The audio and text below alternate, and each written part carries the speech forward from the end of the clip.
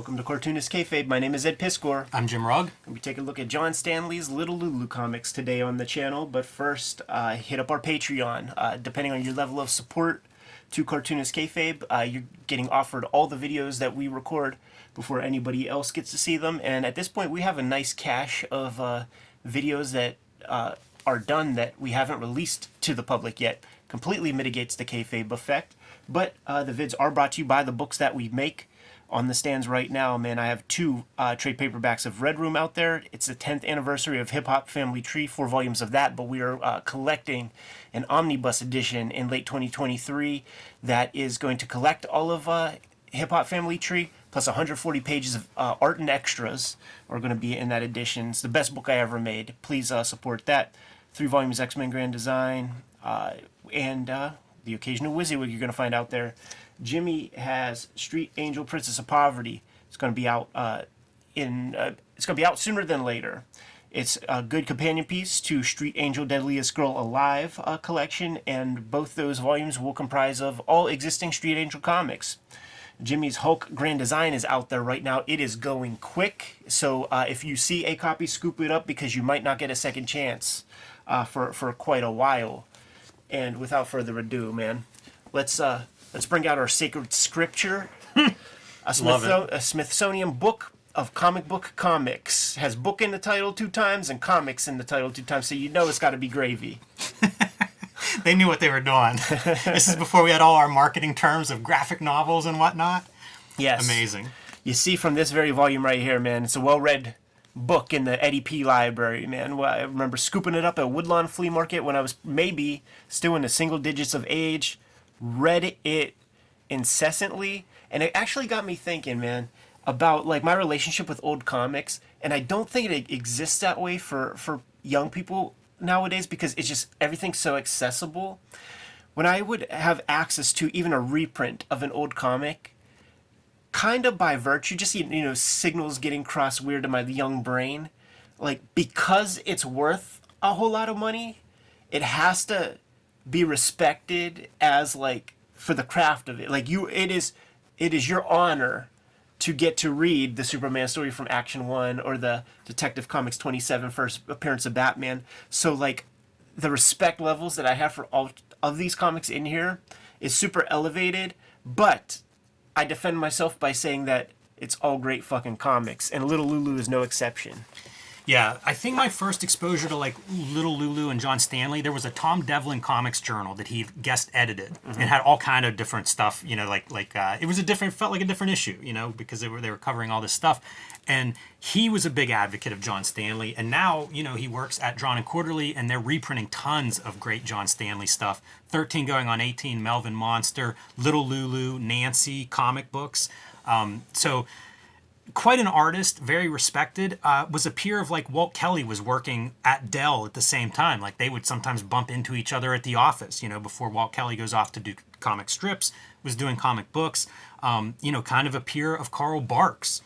So quite this is the original golden age, it's the 40s. Like these are the people that made comics really comics. Yeah. And John Stanley's in that mix. Great text pieces before each of the comics that is discussed in the big book to give you that proper context, and it gives you some history on Little Lulu. It's always called Marge's Little Lulu. So like, but you never see Marge doing the comics or anything like that. So they explain how that comes about, and it's just a contrivance of.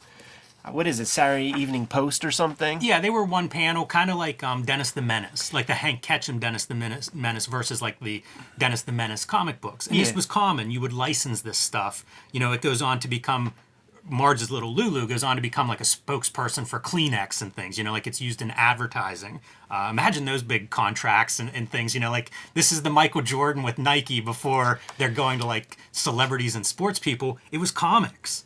And what's fascinating is it's the editors of the Saturday Evening Post. Once Carl Anderson's Henry goes off to become like a regular strip, they need to fill that void.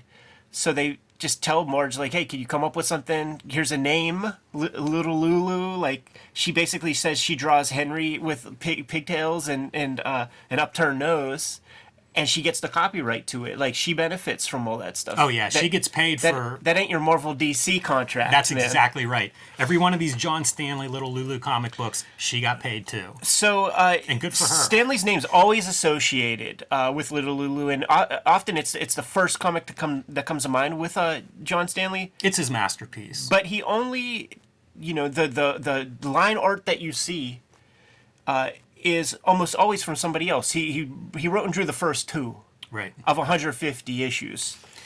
But it's worth noting, like, when we say he writes these comics, he's not sending you a typed script. Yeah, he's drawing comics. Of one of his pages, and Irvin Tripp, who drew a lot of his comics, said many of these you could almost print. Totally. Like, it's all there. The body language, the expressions, the timing, everything is in these kinds of scripts. So literally, this is what he's doing as a writer. And whenever his editor saw this stuff, because he starts writing before he gets to Little Lulu, whenever the editor sees this, he recognizes this is a guy that we need to do more of this writing. Right. And so that's why you end up seeing John Stanley writing a lot of this stuff, writing in air quotes, because he's also doing almost pencils. And not just doing finished art, because they felt, as a writer, as a story guy, he was more valuable. So it was like, well, we can get more stories from him if we have somebody else doing kind of the finished pass. Yeah, yeah, and it's it's the Japanese Nemu kind of approach. This is a John Stanley strip. There's 4 different stories, I believe. This is the one that Stanley does the whole kit and caboodle, including lettering. And it's a good one, man. Yeah. Like, there's like fart jokes, I feel like, here, man. Yeah. Tubby goes on the bus with an inner tube, and they have to, like, let the air out. You just hear psss, and you see people's hair. Like, that's body humor, man. And this is preceding your Charles Schultz Peanuts by half a decade. So this idea of, like, having kid characters, but maybe they're much more complex than, like, a typical, kid character would be. That's not something that Schultz invented. I'm so glad we were looking at this thing, man, because my mind has been on the 12-panel grid. I think it's going to play a very important part of, like, my next comic works after Red Room, and to see what can be accomplished and to see what kind of air you need to make a story work is very instructive to me here. And this is the comics by one guy, and so he's packing. It's noteworthy to see just how much stuff he's packing into these comics. There's a couple of jokes a page. Oh yeah, and like they Tubby's inflatable inner tube gets deflated, and now he's too lazy to blow it up himself. They find a guy snoring on the beach to blow it up. But now that's such a dumb visual gag. Yeah, but then he blows it up so much that they can't get the donut off of him, and the guy's still sleeping while the tide comes in. It's so ridiculous. Yeah, that's the beauty of these kinds of comics is like nothing is like you could do anything. Yeah, and he writes very much. John Stanley writes very spontaneously. Feels like it. I read a biography of him by the late great Bill Shelley, and it really gets into the nuts and bolts of how he worked, and that's one of his pieces, and I think it gives life to these strips as a result. It makes a lot of sense too, because it's not like there's like any great build or anything like that. It's almost like, okay, you have a circumscribed amount of pages. Go send Little Lulu off to go do this thing, see how much trouble she could get in, and then find a good way at the end to sort of get out of it. But in those terms, so it's very cool in terms of just spontaneous cartooning or whatever. But it's not. This ain't The Simpsons, where everything is leading to the last panel or something like that, man. And it's not even Carl Barks, where that happens a lot. Even though I guess he says that he was spontaneous with things, but there are times where I'm like, that just cannot be. It's too tight a story. Yeah, some fun stuff in that biography is like these two crossing over, John Stanley and Carl Barks. They attended a comic book convention near the end of Stanley's life, and they got to spend a little bit of time talking craft together, so it's cool to have a record of that. Stuff is just constantly happening. They say in writing, man, you like keep creating obstacles for your characters. So here's their bus fare, and it falls out of Tubby's drawers through the slats of the boardwalk. Of course, first he falls, and then we see the ramification. So now he has to go under the boardwalk, but how can we create more complication? Get his little tighty-whities caught on a nail. That's right. So now he's naked under there, and now out comes the lifeguard. He goes in after him, and he gets the same affliction. So now we have two naked boys underneath there. And of course, Lulu in charge. Yes. It's also worth noting, like you mentioned, a comparison to The Simpsons. These are comics that are definitely aimed at young readers too. Yeah. Something to keep in mind. Like there are a lot of differences from like the great comics and cartoons out there, and this stuff in particular, these are kids' comics. Yeah. And by the biggest publisher of comics in the world at the time. Here's a pretty good gag right here. So the only clothes that she could find is a dress, and it's one dress. So little Tubby needs to get in there too. Little Lulu doesn't want to get left out. So now the guy's running in a dress 6 legs. with 6 legs. Somebody gets caught out in the ocean, and the lifeguard has to do some lifeguarding. When the lifeguard brings the dude in, let's talk about how pace when you little bastards or something like that. But the big guy that he brings out, who almost looks like Tubby, yes, a grown-up Tubby, thinks he's talking to him. So now those guys are involved in some shit. And the way the story wraps up, Tubby, little hungry fella, there's like a section of the beach where the little missing children are, and they get indulgences. So Tubby can go in there. He just has to tell them that they're lost. Yeah, it's man, the gag with all of them under the dress kills me, and it just feels like you cannot invent that gag if you're not sitting there writing with little drawings of these characters and just legs everywhere. And it's a classic cartoon trope. Totally. I have to acknowledge, man, that John Stanley's Little Lulu is one of the only comics, and there's room on one hand of the amount of times that I actually laughed out loud from a comic. There's so much stuff I read where I'm like, oh, that's funny. John Stanley makes me laugh. And one of the pieces that cracks me up is this in this strip here, man, the 5 little babies, where you got little rich boy coming to town with like our little Bowery Boys characters, and is like, dude, all chicks dig me. I bet you I could get little Lulu to freaking walk like a dog for me. They're like, oh, that's crazy, man. Also, it's such a perfect setup for little kids. Like, this feels like something that, man, this is how I would have behaved whenever it was like me and my buddies in about grade 2. Yeah. Yeah, which is a skill in and of itself. Like, John really Stanley, is. a proper man, like how do you channel that? So, this little Wilbur fella, man, he's a king of kayfabe, so he's figuring out how to scam little Lulu. Yeah, look at the cartooning, too, of him banging on the door. Yeah. Such simple cartooning, but perfectly effective. He convinces little Lulu that he's missing his dog, and the dog is jealous. So if she puts on a dog collar and crawls around, then the dog's gonna come running out. Oh yeah, you know what's fucked up about this collection is there's a page out of order. We're gonna get to it in a second. So little rich boy spots his homies, puts a dog collar on the chick, walks her within their visions.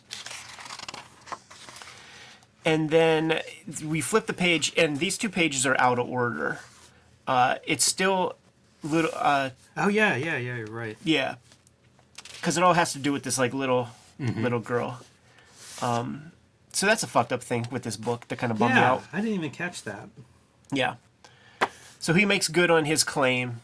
You know, he was able to swindle her, but the little sister of one of the girls is like, "You just fell victim, man. You got preyed upon. You got fucking little kid Me Too'd." And then you see angry expression little Lulu. Yeah, and she's gonna get her comeuppance, man. She's coming up with a scam, and these little boys, they're like frat boys, man. And what do we know about frat boys? They all swim naked in watering holes together.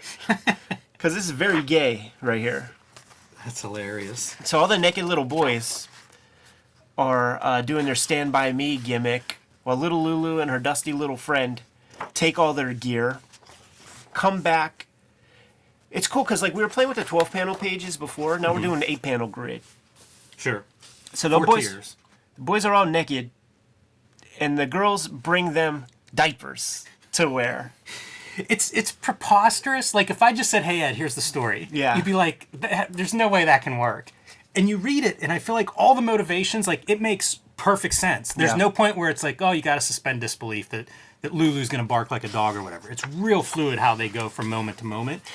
It's an interesting, it's a cool writer exercise for Stanley to give himself, where it's like, okay, this thing has to happen.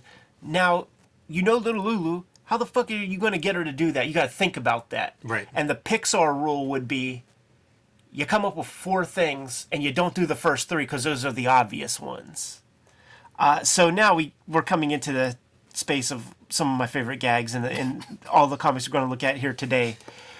You do a damn human centipede mound of these boys on a little wagon, cover it up because they don't want to be seen by the homies. And they just start to fight, and elbows are Of course. ending up Once in again, places. right in line with me and my second grade friends. So, little Lulu, see, this is the origin of Jackass, actually, man, because, like, how does a Jackass movie open up, man? They're all in that giant shopping cart going down a hill together. That's hilarious.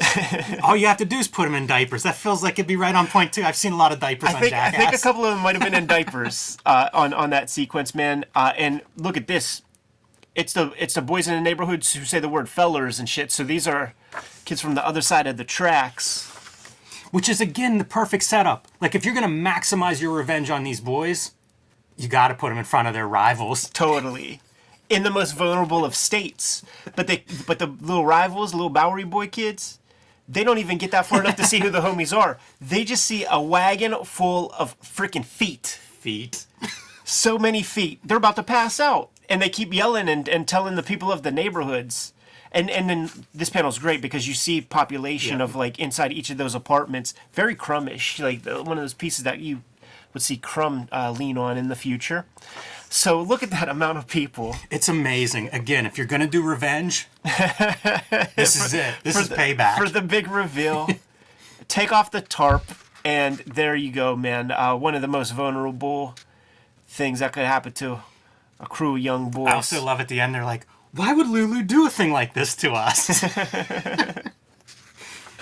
It's amazing the motivations. Like, it all makes sense when you read this stuff of, like, why these characters are doing what they're doing. And it's kid logic gets it started, and then it's just, like, kid responses, you know, action, reaction. Very easy to understand. And I think about how, like, I get so frustrated at superhero comics most of the time because I have no idea why anybody's doing any of the stuff they're doing. It doesn't make sense to me. Almost everything in these makes sense to me. Sure. Got a fresh one, man. Still playing with that 8-panel grid. Still 4 tiers, all that, man. There's a little boy stuck up on a pole, and the mother is freaking out trying to figure out how to get him down. This happened. We lived in Baltimore, man, in 3rd grade. We lived on a 3rd floor apartment. Had a balcony and stuff, and there were pine trees out front. The worst trees to climb. My kid brother is in a pine tree high enough to look into the 3rd floor window of the kitchen as mom is doing dishes. If I'm in 3rd grade, he's 3 years younger. He's like in kindergarten, and he's, what is that, 25, 50 feet up? Yeah. It's between 20 and 30 feet probably easily. Yeah. And my mom was the greatest. Like, she's so good at the mom part of no selling terror. But, like, gotta stay calm for the parents. Yeah. But so she, like, did not flake even though she wanted to, and coax that boy to get down out of the tree. But that's what this reminds me of right here, because it's the same setup, you know? It's the same setup, and that little boy might be the same. And one of the conventions that Stanley would come back to, you can keep going, is he is telling stories to this kid, this little neighbor kid that she would babysit. Mm-hmm. And so in this case, she decides she'll get him down if she tells him a story, and she wants to tell him one about a little girl, and he's like, no, I don't want that one. Poor little girl. He wants one about a rich little boy. Yeah. And so that's what she's going to give him. Second one, man, of the selections here. But such rich imagination. He's able to, like, tap into this kid mind. Right. So there's the little rich boy. He's buying everything. He, you know, if he likes walnuts, he's buying a walnut warehouse. If he likes elephants, he's buying herds of them. And listen, he made a good attempt to try to buy the Atlantic Ocean off of Uncle Sam. And Uncle Sam says, no, man, I need it sometimes. How about a smaller body of water, Lake Superior? The boy gets mad and starts to smack the earth, smack America with a stick. Take that. and that. But he squelched that, man, by buying a freight train full of yo-yos. Still playing with that 8-panel grid. The dude talk about the elasticity of the comic book medium. This is Stray Bullets format here, and look what you could accomplish with the same 8 squares. But he's playing with this caption motif, man. Lots of words on the page, and it just is this escalating thing. The boy keeps buying stuff. Little Lulu is like a poor type character, and the boy is a rival with her, doesn't like her, but he inadvertently keeps doing nice things for her without realizing it. He's thinking he's being a dickhead, but she wins all the time. And develops a crush on him. Yeah. Yeah, and that's quite accurate to schoolyard love. Little Lulu in love is very funny looking. We don't see her just happy very often. The boy calls a damn dog catcher on her. She gets thrown in the pen, but she loves it because she gets surrounded by a bunch of cool dogs. And this is a cool piece of cartooning because it's a whole panel full of different breeds of these pups. Yeah, and if you look into Stanley's background, like he draws all kinds of comics. Yeah. You know, his ability to draw a bunch of these different cartoon dogs, not surprising if you see what all he's done. Yeah. Ultimately, she ends up being told go dig a hole and whatever, crawl in it, strikes oil. And what this sets up, we're going to reverse our roles a little bit because now the little poor girl is suddenly very, very rich. Yeah, and it's so good, like how she buys all the stuff that the dude likes. So now he's hungry because she bought the hot dog cart, but you don't even get to eat the hot dogs, but you could just like smell them or something. When his hair starts to get ratty, and look at how Stanley communicates that, she bought the barber shop, so she's giving him the rule, like, no, you can't do that. And then look at what the boy turns into. It looks like your fucking Facebook profile picture. Yes, it does. Heck of a mullet there that's all ratty and mangy.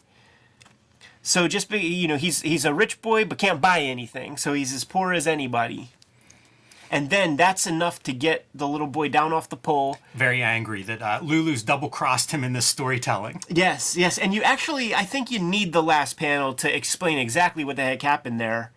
Because it's just like, what? What are we getting at there? So how did you get him to come down? Easy, mother. Little boys don't like little girls to get the best of them, even in stories.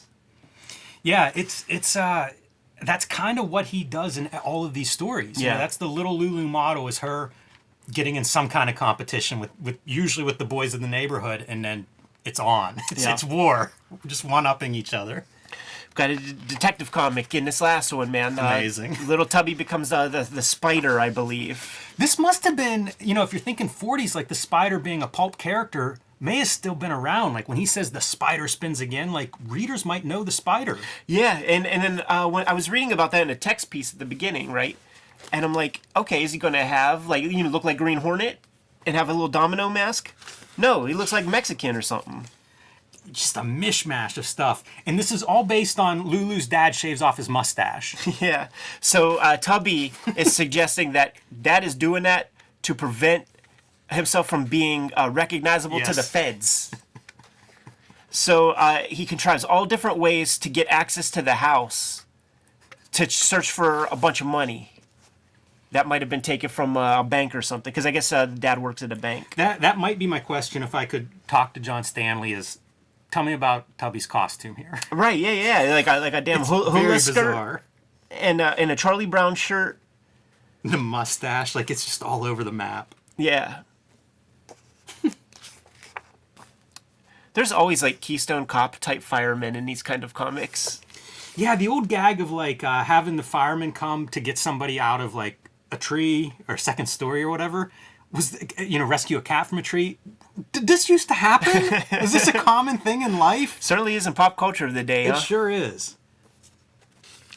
So he mistakes him well, I guess it is the cops. Cops just have a big ass ladder.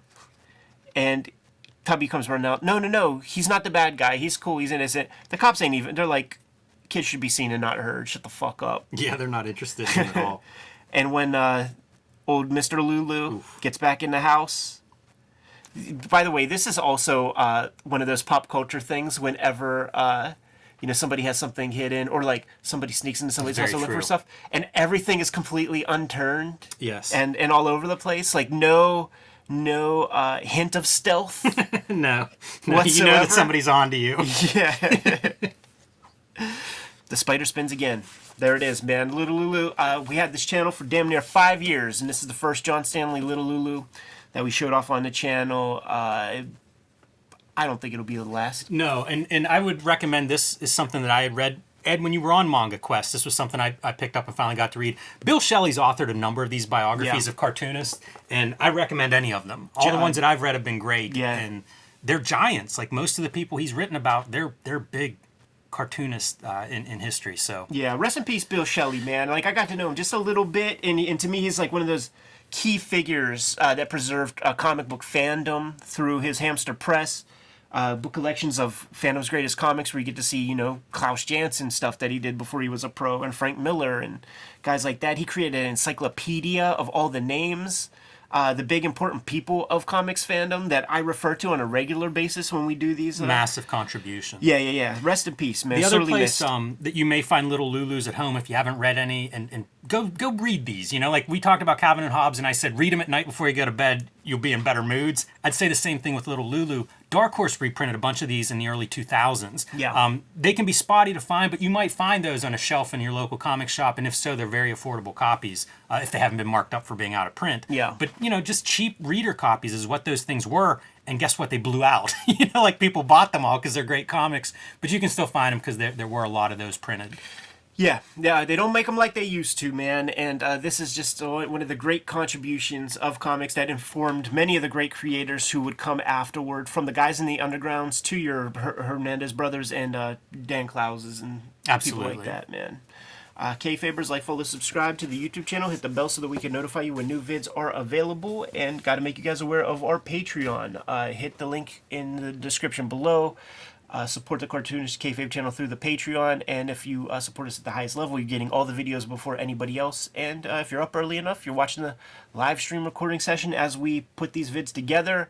Completely mitigates the Kayfabe effect. Those of you out there who are looking for those Dark Horse books, they're all getting snapped up at the cheapest prices by the people who are watching us stream this at this very moment. But the vids are also brought to you by the books that we make. So Jimmy, let the people know. Street Angel, Princess of Poverty is my next book. It'll be out later this spring from Image Comics. It'll collect all of the Street Angel comics that aren't in Deadliest Girl Alive, which is also available. So the perfect set for fans of Street Angel. Plain Jane's, my young adult graphic novel, is still in print, and Hulk Grand Design available everywhere books are bought and sold. And you can join me on patreon.com/JimRugg to download out-of-print zines and mini comics, see more of my work, and see what I am working on now. I'm compiling what's going to be the best book I ever made. Is going to be the Hip Hop Family Tree Omnibus, coming out later 2023. Support it right at this very moment, man. We got to go to press reasonably soon, and I want this thing to be massive. It collects 140 pages of extra material that's not in the first 4 volumes. That's more than a volume 5 amount of artwork and extras in there. But I'm also soliciting my next round of Red Room comics to your comic shops right now. Crypto Killers is the name of this next season of Red Room comics, the 2023 season. There's my cover for The Stands. Here's Jimmy's variant cover for that edition. We have sketch covers for this first round, and just for a little seasoning, there's the cover for issue 2. Murder on the Dark Web for Fun and Profit. Each of these stories completely self-contained. There are 2 Red Room volumes out there in existence right now. There are 4 Hip Hop Family Tree volumes out there, 3 X-Men Grand Design, and 1 WYSIWYG. What else do we have out there, Jimmy? Subscribe to the Cartoonist Kayfabe newsletter at the links below this video. You can also find Cartoonist Kayfabe t-shirts, merchandise, hats, mugs, stickers, and lots more at our spread shop. That link is also under this video. Another great way to support the channel. Given those marching orders, we'll be on our way. Read more comics.